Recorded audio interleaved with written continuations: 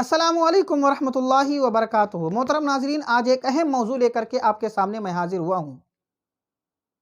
مسبوق کی نماز جنازہ کا حکم۔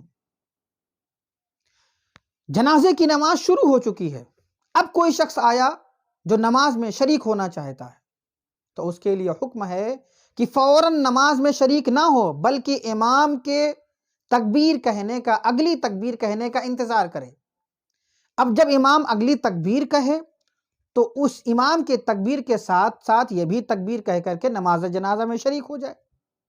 اور اگر کوئی ایسا شخص ہے جو پہلے ہی سے وہاں موجود تھا، مصروفیت کی بنیاد پر، بے توجہی کی بنیاد پر، ابھی تک نہیں شریک ہوا تھا، اب شریک ہونا چاہتا ہے، تو یہ امام کے تکبیر کا انتظار کیے بغیر نماز میں شریک ہو جائے۔ پھر جتنی تکبیریں ابھی باقی رہ گئی ہیں، امام کے ساتھ اتنی تکبیریں پوری کریں۔ جب امام سلام پھیر دے تو اس کی جتنی تکبیریں چھوٹ گئی تھیں وہ ساری تکبیر اللہ اکبر، اللہ اکبر، اللہ اکبر کہہ کر کے سلام پھیر دے۔